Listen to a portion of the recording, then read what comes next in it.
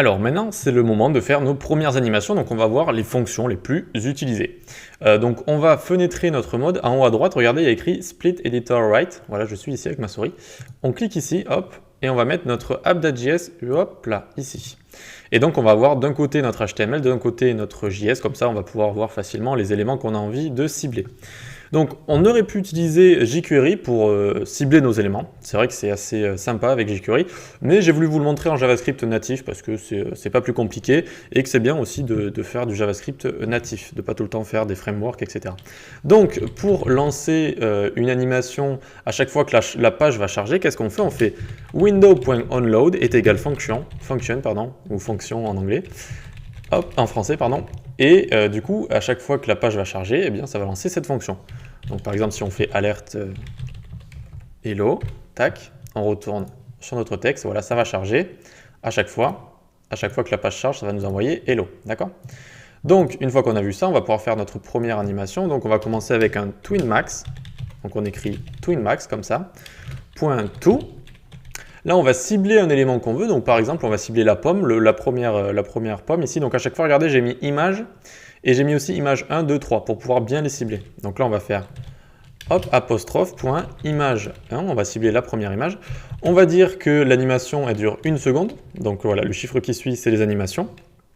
Et ensuite, donc, on va lui dire, je veux que ta largeur, elle prenne. Là, de base, regardez la largeur. Où elle est ici, image 200 pixels, eh bien on va la mettre à 300. Voilà.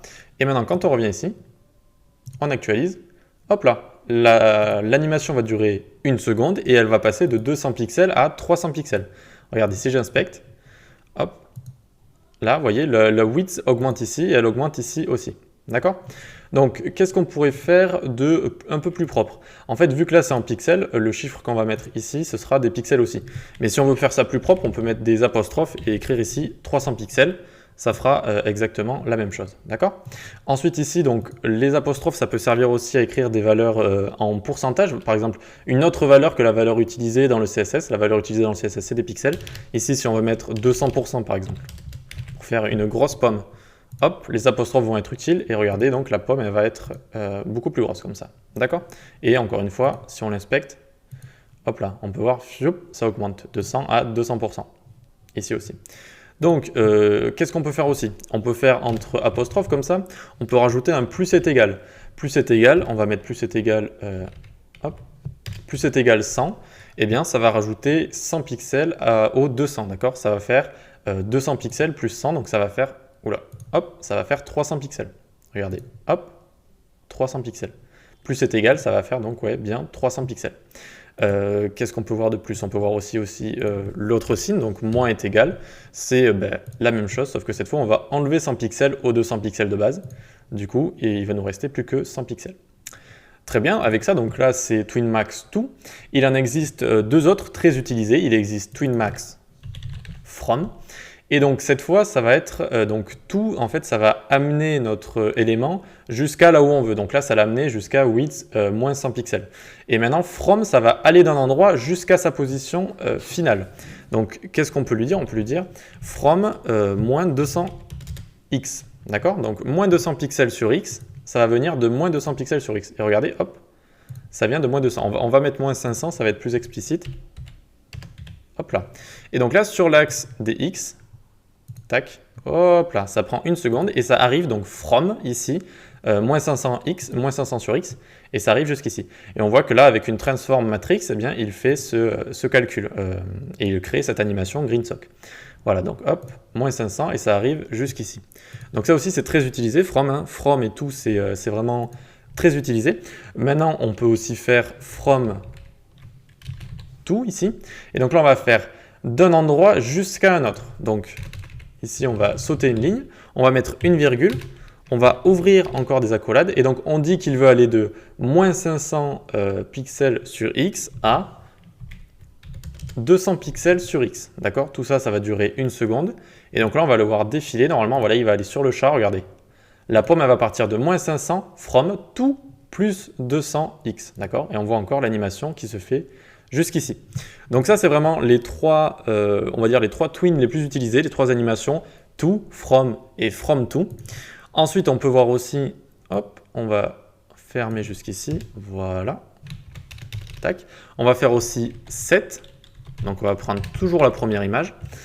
Hop, on va faire set, on va le mettre à x moins 200.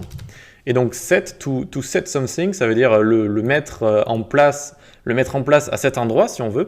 Et du coup, ça va être intéressant en fait. Regardez, la pomme a bougé, en fait, elle est placée ici. Il n'y a pas d'animation, mais de base, elle est placée ici, d'accord? On l'a placée là. Et ça, c'est intéressant quand on va faire des animations plus complexes, qu'il y ait des éléments qui soient déjà placés à un certain endroit quand on démarre ou quand on finit. Enfin, quand on veut, on peut le set à un endroit, d'accord?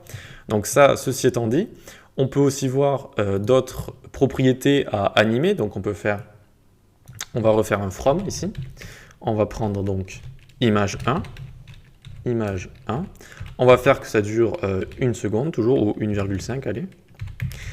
Ici, donc, alors il y a plusieurs notations quand on va ouvrir les brackets ici. On peut faire par exemple x 200, d'accord, tout sur la même ligne. Mais vu qu'ici, donc c'est un peu le début de la formation, on va quand même ouvrir les brackets pour voir un peu mieux ce qu'on fait, d'accord. Hop là, voilà, comme ça on voit bien qu'on bouge x sur 200 pixels sur x, pardon. Et donc, qu'est-ce qu'on peut voir comme autre propriété? Il y a auto alpha, vous allez forcément tomber dessus.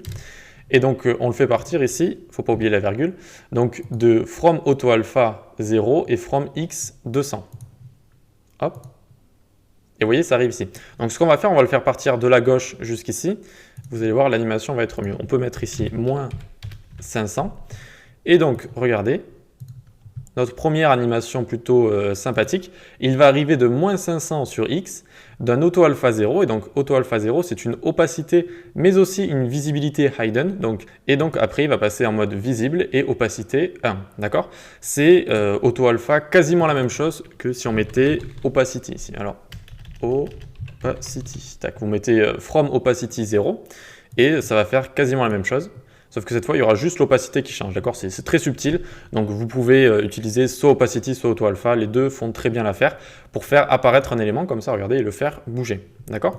Donc, une fois qu'on a vu ça, qu'est-ce qu'on pourrait voir enfin? Oui, on pourrait voir, alors à chaque fois que vous rajoutez une propriété ici, vous n'oubliez pas la virgule, regardez, si je l'enlève, ça va faire un bug, d'accord? Vu qu'on est dans un objet ici. Hop, donc on rajoute une virgule et on va rajouter repeat ici, repeat 2. Et donc, vous l'aurez deviné, ça va tout simplement répéter l'animation 2 fois. Hop là, voilà. Donc, elle se fait une fois, puis elle se répète 2 autres fois. Donc voilà, je trouve que c'est pas mal pour une première session. Donc, on a vu from, on a vu to, et on a vu from to. On a vu aussi set, quelques propriétés comme auto alpha. On peut changer, donc, on peut translate sur x. On peut augmenter la width aussi. Donc, on a vu pas mal de choses. Donc voilà, les trois propriétés, les trois fonctions à retenir, c'est to, from et from to. Voilà, très important. Allez, on se donne rendez-vous à la prochaine session.